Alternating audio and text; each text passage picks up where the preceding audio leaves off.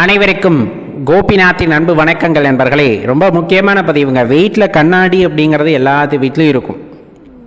வீட்டில் பார்த்தீங்கன்னா நம்ம முக அலங்காரம் செய்வதற்கு, அடிக்கடி முகத்தை பார்த்து ரசிப்பதற்கு கண்ணாடி தேவைப்படும். ஆனால் இந்த கண்ணாடி அப்படிங்கிறத எங்கே வைக்கணும், எப்படி வச்சா நல்லது, எங்கே வைக்கக்கூடாது அப்படிங்கிற சில விஷயங்கள் எல்லாம் இருக்குது. அது எப்படி இருக்கக்கூடாதுன்னு அதை தான் இதில் பார்க்குறோம். பொதுவாக வீட்டுக்குள்ளே நுழையிறதுக்கு முன்னாடி நம்ம நிலைவாசப்படி இருக்கு இல்லையா, அதுக்கிட்டே வந்துட்டு ஆள் உயர கண்ணாடி சில பேர் வச்சுருப்பாங்க. பார்த்துப்பீங்க. எதுக்கடா இது வச்சுருக்காங்க அப்படின்னு கூட உங்களுக்கு தோன்றியிருக்கும். அங்கே வைக்க வேண்டியது அவசியம் அப்படின்னு சொல்லுவாங்க. எதிர்மறை சக்திகள் வீட்டுக்குள்ளே வராமல் தன்னகத்தை ஈர்த்து கொள்ளக்கூடிய தன்மையை கண்ணாடிக்கு உண்டு அப்படின்னு சொல்லுவாங்க. அதனால தான் வீட்டுக்கு வெளியவே ஆள் உயர கண்ணாடி வச்சுருப்பாங்க. இல்லைன்னா வீட்டுக்குள்ளே நுழையும் போதே கண்ணாடியில் அந்த பிரதிபலிப்பை பார்த்துட்டு நம்ம போகிற மாதிரி வச்சுருப்பாங்க. இப்போ என்னதான் எதிர்மறை ஆற்றலோடு போனாலும் அது தன்னகத்தை அது ஈர்த்து கொள்ளும் அப்படின்ட்டு சொல்லப்படும். அதனால தான் கண்ணாடி வாங்கி வைங்க. எங்கள் வீட்டுக்கு வெளியே நிலவாசல்கிட்டயே வந்துட்டு வைக்கிறது நல்லது அப்படிம்பாங்க. சில பேர் நிலவாசல் மேலே வந்துட்டு பெருசாக மாட்டியிருப்பாங்க, வந்ததுமே முகம் தெரியும். அதெல்லாம் நல்லது. அதனால் வீட்டுக்கு வெளியே உள்ளே யாராச்சும் வர்றாங்கன்னா முதல்ல அவங்க முகம் தெரிகிற மாதிரி வந்து கண்ணாடி மாட்டி வைங்க. முடிஞ்சால் முழு அந்த உருவத்தையும் பார்க்கக்கூடிய வகையிலே கண்ணாடி வாங்கி வைத்தாலும் சிறப்பான விஷயம்தான். இப்போ வரவேற்பறையில் வைக்கலாமா? தாராளமாக வைக்கலாம். அதுவும் பார்த்தீங்கன்னா நிலைவாசலுக்கு நேராக உள்ளே போகிறப்ப அந்த வரவேற்பறை இருக்குன்னா அப்படியே பார்த்தோமே ஒரு ரிஃப்ளெக்ஷன் அங்கே கிடைக்கிது. அப்படிங்கும் போதும் அதுவும் சிறப்பாகத்தான் இருக்கும் அப்படிங்கிறத மறந்துட வேண்டாம். அதே பூஜை அறையில் வைக்க சொல்கிறோமே, அப்போ அந்த இடத்துல வைக்கலாமா? அதை நல்லா தெரிஞ்சுக்குங்க. நேர்மறை ஆற்றல்களை பெருக்கி கொடுக்கும். இது எதிர்மறை ஆற்றலை வெளியே தள்ளும் அப்படின்ட்டு சொல்லுவாங்க, ஈர்த்து கொள்ளும் அப்படின்னு சொல்லிட்டு. அதனால் வெளியே வைக்கும் போது எதிர்மறை சக்திகளை துரத்தக்கூடிய அல்லது தன்னகத்தை ஈர்த்து கொள்ளக்கூடிய தன்மை கண்ணாடிக்கு உண்டு அப்படிங்கிறத தெரிஞ்சுக்கணும். பூஜை அறையில் வைக்கும்போது அது பல்கி பெருகும். உள்ளே இருக்கக்கூடிய நேர்மறை ஆற்றல்களை பல்கி பெருகக்கூடிய ஆற்றல் உடையது. பொதுவாக பார்த்திங்கன்னா இது சந்திரன் ஆதிக்கம் உடையது கண்ணாடி அப்படின்னு சொல்லுவாங்க. சந்திரனோட தன்மை என்ன? ஒளியை வாங்கி பிரதிபலிப்பது. அதே தான் இதுவும் பண்ணும். நம்மளுடைய ஒளியை வாங்கி அப்படியே பிரதிபலித்து தருகிறது. அந்த குறிப்பான விஷயத்தை ஏன் சொல்கிறோம் அப்படின்னா, படுக்கை அறையில் கண்ணாடியை வைக்க வேண்டாம் அப்படின்னு சொல்லுவாங்க.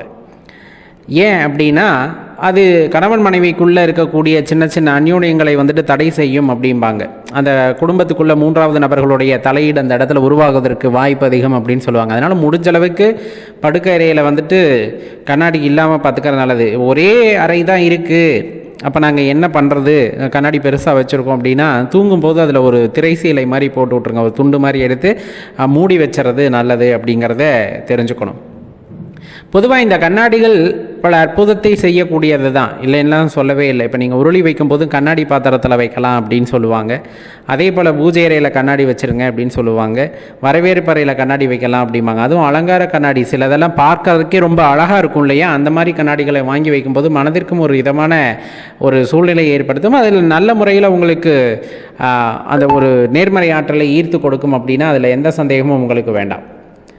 இப்போ எங்கே வைக்கக்கூடாதுன்னு தெரிஞ்சுக்கிட்டோம் இல்லையா, படுக்கை அறையில் வைக்கிறத தவிர்த்துக்கணும் அப்படிங்கிறத தெரிஞ்சுக்குங்க. சரி, இப்போ ரொம்ப முக்கியமான விஷயம். இப்போ வீட்டுக்கு காம்பவுண்ட் அப்படின்னு நம்ம கட்டியிருப்போம் இல்லையா, அந்த காம்பவுண்டுக்கு வெளியே பார்த்திங்கன்னா சின்னதாக பிள்ளையார் விக்கிரகம் வைக்கிறது நல்லது. நிறைய வீடுகளில் இந்த மூளை குத்தல் இருக்குது அல்லது வாஸ்து தோஷம் இருக்குது அப்படின்னா விநாயகரோட சின்ன அந்த சிலையை வைப்பாங்க. நம்ம சிலையை வச்சா வழிபடணும் இல்லையா, அப்போ என்ன பண்ணலாம் அப்படின்னு வந்துச்சுன்னா, நம்மளால் முடிஞ்சதுன்னா வச்சிடலாம். சில பேர் வேல் வைப்பாங்க, சில பேர் வந்துட்டு விநாயகர் விக்கிரகத்தை வைப்பாங்க.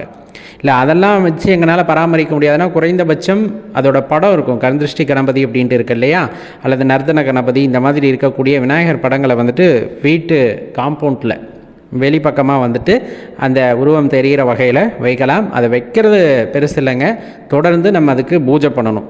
எப்படி இருந்தாலும் வந்துட்டு வெள்ளிக்கிழமை செவ்வாய்க்கிழமைகளில் நம்ம அதுக்கு சாம்பிராணி கொடுத்து குறைந்தபட்சம் தீபாராதனை காட்டுவது அப்படிங்கிறது உங்களுக்கு ரொம்ப நல்லது.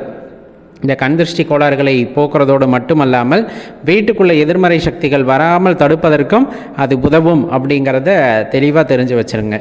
இல்லை நம்மளால் முடியுது அப்படின்னா இந்த காம்பவுண்டில் எல்லாம் இந்த கழுகு உருவம் இருக்குது இல்லையா, கழுகை வந்துட்டு ஒரு உருவமாக வரைந்து வைப்பது அல்லது அந்த படங்களை ஒட்டி வைப்பது, இதெல்லாம் பண்ணும்போது எதிரிகளுடைய தாக்கம் அப்படிங்கிறது நமக்கு குறைய வரும் அப்படிங்கிறத தெரிஞ்சுக்கணும். ஏன்னா நிறைய பேர்த்துக்கு எதிரிகள் தொல்லை அதிகமாக இருக்கும்.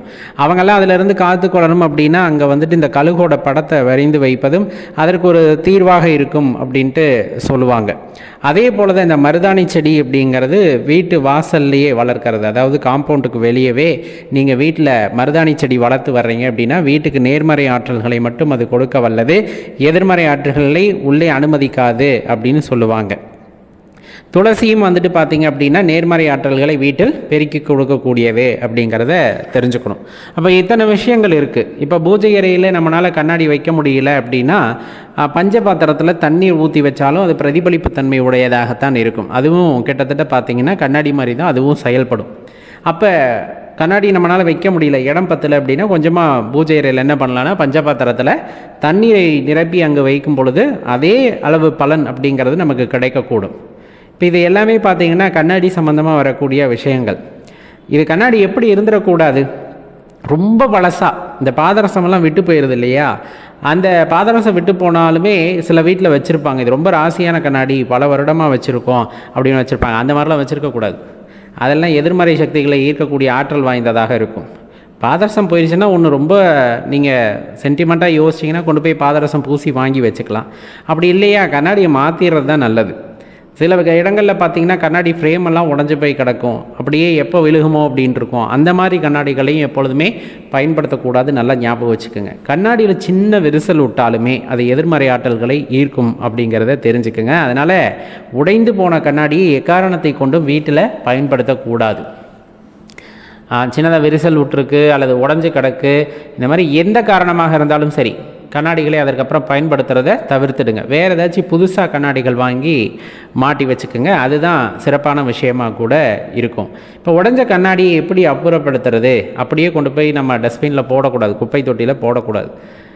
நல்லா முடிஞ்சதுன்னா நிறைய பேப்பரை வச்சு அதை சுற்றி அதுக்கப்புறம் பிளாஸ்டிக்கை இந்த இடத்துல பயன்படுத்துக்க ஒரு 2 பிளாஸ்டிக் கவர் போட்டு சுற்றி மேலே நல்ல நியூஸ் பேப்பர் போட்டு அதை நல்லா மூடிட்டு அதுக்கப்புறமா குப்பை தொட்டியில் போடுங்க. ஏன்னா அந்த குப்பை எடுக்கிறார்கள் அல்லவா, அவர்கள் ரொம்ப கவனமாக எல்லாத்தையும் கையாள்வாங்கன்னு சொல்ல முடியாது. வேலை பதட்டத்தில் கொஞ்சம் அஜாக்கிரதையாக அதை கையாண்டாங்கன்னா அவங்க கையை கிழிச்சிடும். அதனால் இந்த மாதிரி கண்ணாடி பொருட்கள் ஏதாவது உடைஞ்சதை நம்ம அப்புறப்படுத்துகிறோம் அப்படின்னா முறையாக அதை நிறைய பேக் மாதிரி பண்ணிவிட்டு அதுக்கப்புறமா அப்புறப்படுத்துகிறோம் அப்படிங்கும்போது அதனால் ஏற்படக்கூடிய பாதிப்புகளை நாம் தவிர்த்து கொள்ளலாம். இந்த வாட்சில் கட்டியிருக்க கண்ணாடி உடஞ்சிருந்தா கூட நம்ம மாற்றிடுறோம், ஆனால் வீட்டில் கண்ணாடியை மாற்றினா மாற்றுறதே இல்லை இல்லையா. அதனால் அதெல்லாம் கொஞ்சம் கவனமாக வச்சுக்கோங்க. வீட்டில் கடிகாரம் இருக்குது, கடிகாரத்தில் கண்ணாடி உடஞ்சிருந்தாலும் மாற்றிடுங்க. அதில் பேட்ரி இல்லாமல் இருக்குது, நம்ம பேட்ரி ஓடல அப்படின்னா ஒரு நாளுக்கு மேலே அதை அப்படியே விடக்கூடாது. நீங்கள் பேட்ரி வாங்கி போட்டு அதை இயக்க வச்சிடணும், இல்லையா கழட்டி வச்சிடணும். அப்படி இருக்கிறது தான் நல்லது. எப்போவுமே நேரத்தோடு நம்மளும் பயணிக்கணும். அப்படி இருக்கும்போது உங்களை தேடி அதிர்ஷ்டம் எப்பொழுதுமே இருந்து கொண்டே இருக்கும். அப்படிங்க நம்ம கும்பிடுற சாமி அல்லது நம்ம குலதெய்வம் நம்ம வீட்டுக்கு எந்த வடிவத்தில் வருவாங்க, எப்படி சில விஷயங்களை நமக்கு உணர்த்துவாங்க அப்படிங்கிறத தான் இந்த பதிவில் பார்க்குறோம். மறக்காமல் இந்த வீடியோ பதிவை லைக் பண்ணிவிட்டு உங்கள் நண்பர்களோடையும் பகிர்ந்துக்குங்க. இது நிறைய பேர்த்த போய் சேர்ந்தடைகிறது உங்ககிட்ட தான் இருக்குது. பொதுவாக இறைவனை வழிபடுறோம் அப்படிங்கும்போது நம்ம மனசு சுத்தமாக இருந்தால் இறைவன் நம்மிடமே பேசுவார்கள், யார் மூலமாகவும் நமக்கு உணர்த்த மாட்டார்கள். காரணம், அந்த சக்தியை நாமே பெற்றிருக்கின்றோம். அப்படிங்கும் போது அமைதியாக உட்காந்து தியானத்தில் உட்காரும் போது நமக்கு என்ன சொல்லணும்னு இறைவன் நினைக்கிறாரோ அதை நமக்கு சொல்லிடுவார். இன்னும் நம்ம மனமானது பக்குவப்படவில்லை அப்படிங்கும் போது பிறர் வழியாகத்தான் சில விஷயங்களை உங்களுக்கு உணர்த்த வேண்டும் அப்படின்னு நினச்சா பல விதமாக நமது வீட்டுக்கு வந்தோ அல்லது வராமலோ நமக்கு உணர்த்துவார்கள். அது எல்லாமே என்னன்னு தான் இந்த பதிவில் பார்க்க இருக்கோம். பொதுவாக நமக்கு உடனே சில விஷயத்துக்கு தீர்வு சொல்லணும் அப்படின்னு நினச்சோன்னா இந்த ஆன்மீகவாதிகள் அனைத்தையும் துறந்தவர்கள் நம்ம இன்றைக்கி பார்க்குறோம் இல்லையா, ஞானிகள் ரிஷிகள் இந்த மாதிரி இருக்கவங்க மாதிரி ஏதேனும் ஒரு வடிவத்தில் நம்ம வீட்டுக்கோ அல்லது நம்ம எங்கேயாச்சும் போயிட்டுருக்கோம், கோயிலுக்கு போயிட்டுருக்கோன்னா அந்த இடத்துலையோ நம்ம பிரச்சனைக்கான தீர்வை சொல்லிட்டு போவாங்க. அதுக்கப்புறம் அவங்கள நம்மளால் பார்க்கவே முடியாது. அது பார்த்திங்கன்னா இறைவனுடைய பூரணமான அருள் நமக்கு இருப்பதை உணர்த்தும். அதை நம்ம எப்போவுமே மனசில் வச்சுக்கணும். அதே போல தான் குழந்தைகள் ரூபத்தில் சில நேரத்தில் இறைவனாகப்பட்டவரோ அல்லது நமது குலதெய்வமோ வீட்டுக்கு வருவாங்க. நம்ம குழந்தைகள் அல்ல, ஏதேனும் குழந்தைகள் வீட்டுக்கு வராங்கன்னா நேராக பூஜை அறைக்கு போவாங்க, போய் சாமி கும்பிடுவாங்க, நமக்கான பிரச்சனைக்கான தீர்வை சொல்லிட்டு போயிடுவாங்க. இது எல்லாமே ரொம்ப அற்புதமானதாக இருக்கும், நம்ப முடியாததாக இருக்கும். நம்ம மனக்குழப்பத்தை தீர்க்க வேண்டும் என்று இறைவன் செய்கின்ற வேலையாக இருக்கும். அதே போல தான் ஆன்மீகவாதிகள் வர்றாங்க அப்படிங்கிறது வேற. சாதாரணமாக நம்ம போய்கிட்டு இருப்போம். அந்த நேரத்தில் பார்த்தோம் அப்படின்னா வழிபோக்கர்களாக வருவாங்க.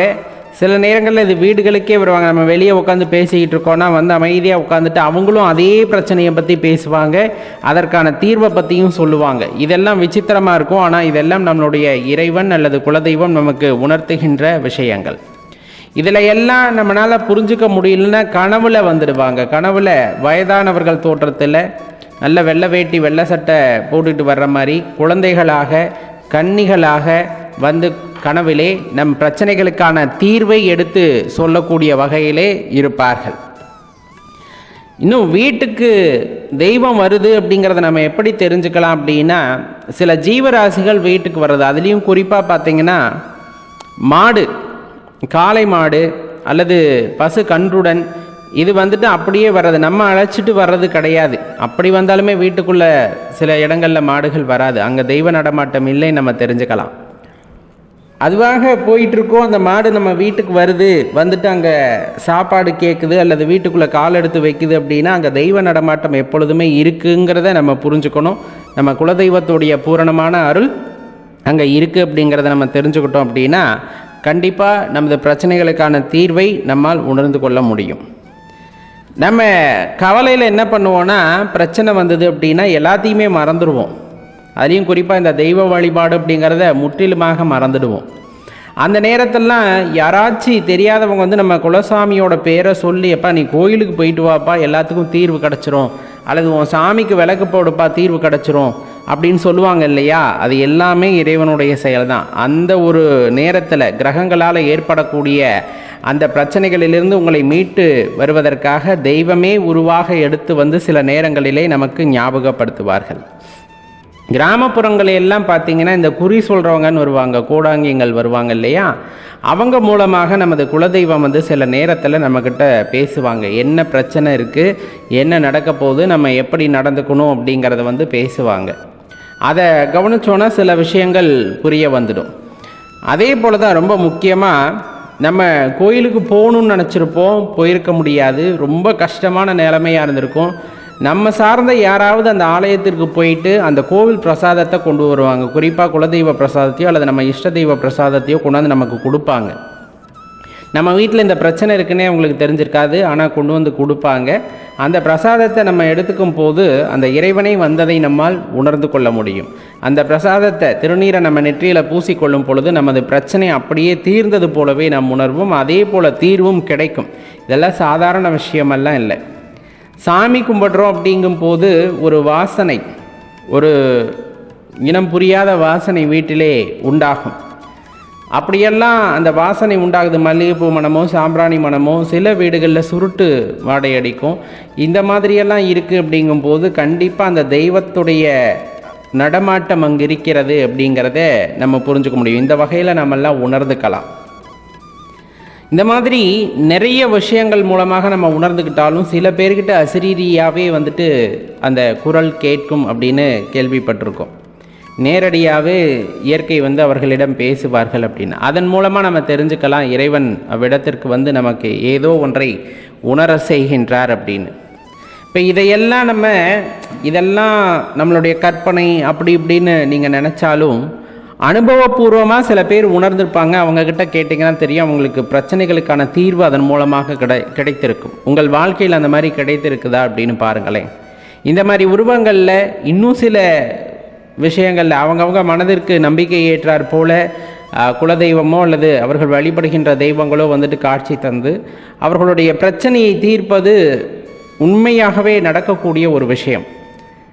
நம்ம அப்படி செய்து கொண்டு வருகின்றோம் அல்லது அதை உன்னிப்பாக கவனிக்கின்றோம் அப்படின்னா நமக்கு பிரச்சனைக்கான தீர்வு நம்மை சுற்றியே இருப்பதை நாம் உணர்ந்து கொள்வோம். அதை இறைவன் உணர்த்துகிறார் அப்படின்னா மாற்று கருத்தில்லை. கண்டிப்பாக இந்த பதிவு உங்களுக்கு பயனுள்ளதாக இருந்திருக்கும்னு நம்புகிறோம். மறக்காமல் இந்த வீடியோவை லைக் பண்ணிவிட்டு உங்கள் நண்பர்களோடையும் பகிர்ந்துக்கங்க நண்பர்களே. நன்றி, வணக்கம்.